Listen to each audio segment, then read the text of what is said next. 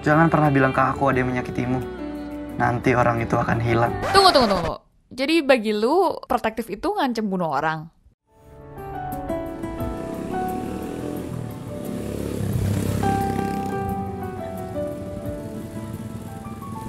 Hai, pertama aku mau ngucapin selamat untuk kru film Dilan 1990 karena berhasil mendapat 5 juta penonton. Semoga kedepannya makin banyak penonton Indonesia yang mau nonton film Indonesia dan industri film Indonesia makin membaik. Amin. Oke, video ini agak beda dari video Cascade lainnya karena gue sekarang jadi jarang travel, jadi nggak ada video travel lagi. Dan ini adalah video analisa film. So, let me just share my thoughts on this. Analisa ini hanya berdasarkan filmnya aja, karena gue nggak pernah baca bukunya. Jadi kalau misalnya ada pengamatan gue yang meleset, karena sebenarnya ada detailnya di dalam bukunya, just let me know in the comments below. Biar gue juga bisa ngerti karakternya Dilan dan karakternya Milea. Karena gue juga pengen belajar sebenarnya mereka tuh karakternya seperti apa. Film Dilan 1990 bercerita tentang seorang gadis yang pindah dari Jakarta ke Bandung, dan di Bandung dia bertemu dengan seorang cowok yang mendekatinya, dan cowok ini ternyata adalah ketua geng motor. Ya, basically ceritanya cuma itu aja sih. Cerita cinta monyet SMA biasa, cowok deketin cewek, ada masalah, dan jadian. Kayak gitu doang. Gue gak apa-apa dengan orang yang suka nonton film fantasy remaja cinta, gak apa-apa. Tapi jujur, gue gak suka dengan karakter Dilan dan karakter Milea. Karena bagi gue kedua karakter ini bermasalah. Gak pantas untuk jadi panutan atau diidolakan remaja-remaja Indonesia. Karena cerita ini mengidealisasikan Dilan sebagai karakter cowok idaman, sedangkan Milea sebagai karakter cewek idaman. Kita bicara dulu tentang Dilan. Dilan yang pemimpin, berkarisma, bisa gombal, walaupun receh, perhatian dengan cara yang unik, membuat anak SMP, SMA, tante-tante yang duduk di sebelah gua di bioskop tergila-gila. Oh my god, dia sweet banget, sumpah. Oh my god, kenapa cowok gua gak kayak gitu sih? Cowok-cowok juga yang nonton itu pasti mencatat semua perilaku Dilan, karena mereka pikir karena Dilan sosok yang disukain banyak wanita, kalau mereka ngikutin Dilan, pasti mereka juga disukain juga. Ya nggak? Salah. Karena kalian tetap harus bermuka ganteng kalau kalian mau melakukan hal-hal yang rada stalker-ish kayak Dilan. Film ini meromantisir tindakan-tindakan penguntit dan posesif Dilan dan menjadikannya sesuatu yang sweet. Oke, perhatiin deh. Dia PDKT-in Milea dari awal, deketin tanpa ngasih tahu nama. Dia ikut naik angkot, padahal tanpa Milea udah ogah-ogahan dan gak suka. Terus tiba-tiba Dilan muncul di rumahnya karena tahu alamatnya, nanya dari sekolah. Mungkin menurut kalian kayak, biasa aja sih, gak bakal bahaya atau gimana kan? Pertama, Dilan sama Milea tuh belum pernah kenalan loh. Milea juga tahu namanya Dilan dari temennya. No excuse walaupun dia cowok ganteng. Karena gini deh, bayangin cowok yang paling kalian gak suka, ngikutin kalian pulang ke rumah, datengin rumah kalian, dan nelpon rumah kalian tanpa izin. Coba bayangin aja. Apakah itu akan tetap jadi sesuatu yang sweet? Tapi gue harus akui ada beberapa sifat Dilan yang gak stalkerish kayak gitu. Misalkan waktu dia ikut angkot bareng dengan Milea, dia ngomong kayak, maaf ya gue ngikut bareng lu, karena gue gak mau lu diganggu aja. Atau sebenarnya dia gak pernah masuk ke rumahnya Milea dan selalu teleponan aja, dan gak sampai masuk ke dalam kamarnya dan ngeliatin dia tidur.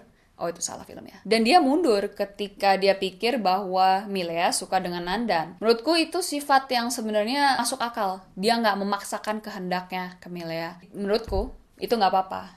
Itu boleh dicontoh. Kedua, gue ada masalah dengan gombalan Dilan yang meremehkan perempuan. Gue nggak masalah dengan beberapa jokesnya yang menurut gue ya rada lucu. Tapi jokes seperti rindu itu berat, biar aku saja, atau ngasih hadiah TTS untuk Milea karena dia nggak mau Milea bingung atau capek ngerjainnya. Bagiku kayak, emang Milea sebego itu ya? Emang Milea nggak kuatnya menahan rindu sampai lu sendiri yang harus menahan rindu untuk dia? Mungkin beberapa dari kalian pikir kayak, oh itu kan kado yang unik, kan Nandan kasih boneka, kan itu udah mainstream lah, kan cuma bisa dibeli dengan duit. Masalahnya ya TTS unik. Gue gak masalah dengan kado yang unik kayak puisi, gue gak masalah Dilan ngasih puisi. Tapi selain itu, apakah kayak gak ada sesuatu yang Dilan tahu Milea suka, terus bisa dikasih ke Milea? Untungnya Milea suka kayak kado yang rada gak jelas gitu. Jadinya gue gak suka beberapa perilaku Dilan yang menganggap Milea tuh lemah, karena gue gak suka dengan ide bahwa biarkan saja cowok yang melakukan hal-hal berat, karena cowok bisa menanggung semua bebannya. Cewek nggak usah ngelakuin hal-hal yang susah, santai aja, biarkan cowok menghandle semuanya. Ketiga, film ini juga mengekskuse perbuatan Dylan sebagai seorang bad boy. Waktu Milea pergi ke rumah Dylan dan masuk ke kamarnya Dylan, kita lihat kenapa Dylan bisa menjadi ketua geng motor. Kita ngelihat quote-nya Ronald Reagan, Presiden Amerika Serikat, bahwa untuk mendapatkan damai kita harus berperang. Bagi gua, oke, itu memberi motivasi kenapa dia mau jadi rebel. Terus dia sebenarnya baca banyak buku-buku dan dia pinter nulis puisi. Keluarganya juga baik. Dengan penontonnya yang ditunjukkan sisi seperti ini, penontonnya bisa berpikir bahwa oh, Dylan tuh sebenarnya pinter ya. Jadi kalau misalnya orang pinter nggak apa-apa jadi ketua geng motor. Yes and no. Karena tetap aja tergantung konteks situasinya ya. Mungkin ada di deskripsi buku, tapi karena di film nggak ada, jadi ya skrip film yang ngaco sih. Gue nggak ngerti. Dylan dibesarkan di keluarga yang baik. Dia terpelajar, dia pintar. Kenapa harus ikut geng motor? Apa yang menyenangkan dari menjadi anggota geng motor? Kalau misalnya isinya tawuran dengan antar sekolah, buat apa sebagai murid kalian melakukan itu? Kecuali kalau misalnya gue tebak sih ya, karena ayahnya Dylan tuh nggak sering di rumah, jadi dia sebenarnya lagi caper ke ayahnya. Dia nggak ngerasa perhatian dari ayahnya, tapi dia ingin menjadi seseorang yang berposisi tinggi atau dikagumi seperti ayahnya. Makanya dia jadi ketua geng motor. Tapi kalau misalnya ayahnya di militer, nggak mungkin ayahnya membiarkan Dylan jadi ketua geng motor yang kerjanya tawuran, mengganggu suasana damai dan keselamatan orang-orang. Kalau misalnya dia sebenarnya ikut geng motor untuk membela keadilan, oke, that's fine. Kayak Robin Hood gitulah. Robin Hood mencuri, tapi mencuri untuk rakyat jelata. Walaupun mencuri itu sebenarnya nggak baik ya. Ya itu gray area-nya. Tapi penonton harus mengerti ini, bahwa karakter ini gray dan ada beberapa sifatnya yang jangan dijadikan panutan. Oke, pikirkan konsekuensinya kalau ternyata Milea gagal untuk mengubah Dylan. Apakah itu berarti Milea cewek yang gagal? Apakah itu berarti Dylan gak sayang dengan Milea? Ya, it doesn't work that way. Oke, bicara tentang sayang, gue masih gak ngerti kenapa Dylan bisa suka Milea. Milea baru masuk 2 minggu ke sekolah Dylan. Dalam 2 minggu itu, apa yang Dylan pelajari yang bisa membuatnya menyukai Milea? Menurut gue, Milea cuma cantik. Udah. Dan itu juga apparent di puisi-puisinya Dylan, di mana Dylan cuma ngomong tentang cantikannya dia. Waktu ada beberapa gombalannya di mana dia ngomong, oh jangan perlihatkan senyummu padanya, nanti dia juga jatuh cinta kepada kamu. Dan dia nggak pernah muji Milea untuk hal lain. Dia nggak pernah muji Milea untuk kepintarannya dia karena dia bisa masuk Olimpiade Matematika. Dia nggak pernah muji ketekunan Milea, makanya Milea bisa jadi sekretaris. Once again, I know that this is a high school romance film, and when you're in love, you don't really see any of the flaws of the person. Normally, when you're young, you only see the physical side and none of the inner qualities and inner beauty things. Oke, kita udah ngebahas Dylan dan saatnya kita beranjak ke Milea. Gila, gue udah ngomong berapa lama ya?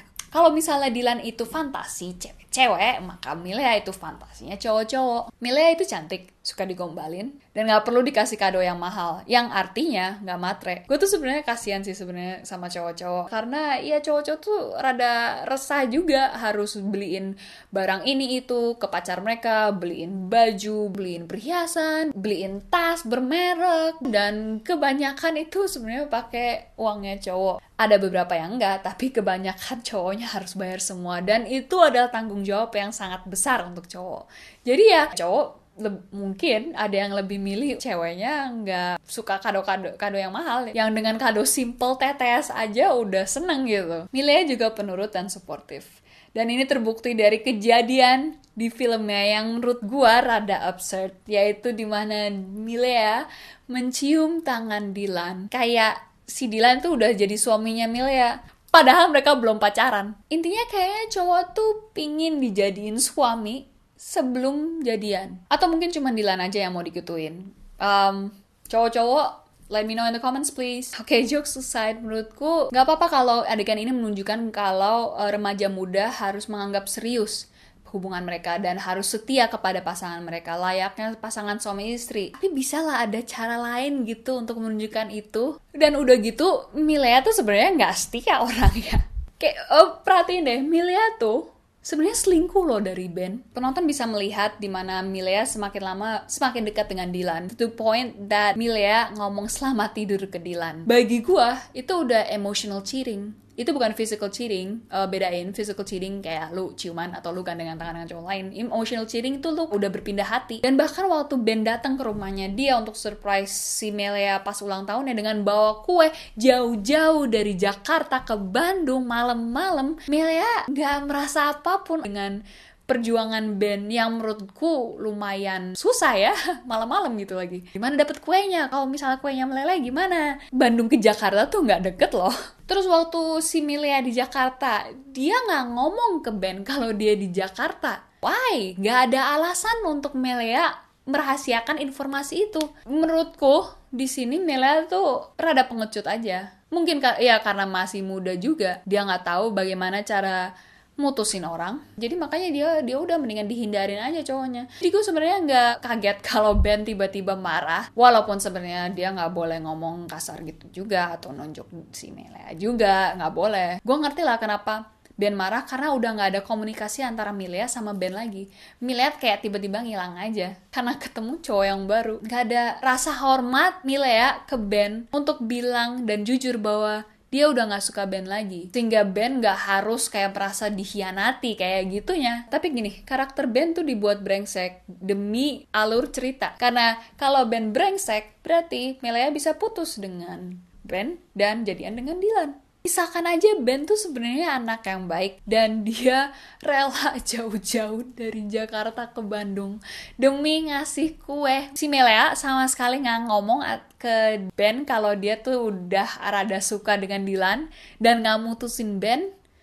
Berarti Milea apaan dong?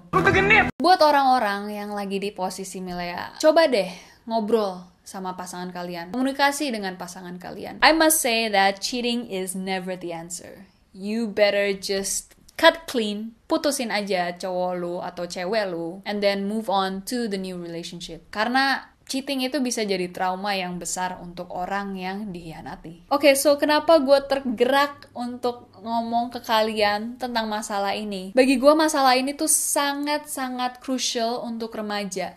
Karena aku ingat waktu aku masih muda, aku mengidolakan lelaki yang salah. Percaya atau enggak, gue tuh suka banget sama Edward Cullen. Gue pikir tuh dia lelaki yang sempurna.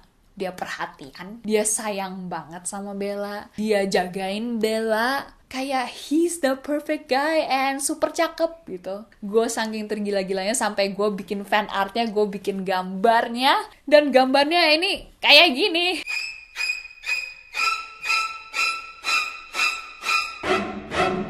Mikir apa sih, ya ampun. Gue nyesel banget sekarang karena waktu kecil gue gak ngerti hubungan cinta yang sehat itu seperti apa. Aku pikir cinta Edward ke Bella itu normal. Aku pikir perhatian berlebihan untuk seseorang itu normal. Normal-normal aja Edward masuk malam-malam ke kamar Bella untuk ngeliatin Bella tidur. Itu trespassing loh. Itu kayak pencuri, lu masuk tanpa izin. Dan waktu Edward ambil mesin mobilnya Bella biar Bella gak ketemu Jacob, itu juga bagiku normal aja. Kayak apa sih yang salah dari itu? Kan itu dia protektif, kayak gak mau Bella kena luka lah. That's no. Itu Edward memaksakan kehendaknya demi Bella. Aku juga tahu bahwa film ini pasti laris. Dan kalau film seperti ini yang mengundang banyak penonton, pasti akan banyak bermunculan film-film yang bergenre sama dengan karakter yang sama juga, karena itu karakter yang menjual dan balik modal untuk para pembuat film. Dan kalau begini akan makin sedikit production house yang mau membuat film yang berkualitas secara story. Aku gak punya masalah dengan cerita cinta SMA. Gak apa-apa, Galih dan Ratna, gak apa-apa. Posesif, gak apa-apa. Tapi gini, soalnya penulis itu mempunyai tanggung jawab yang berat untuk menyampaikan nilai moral dalam cerita mereka ke penontonnya. Dan bagiku, ide dan nilai moral yang disampaikan di cerita Dylan 1990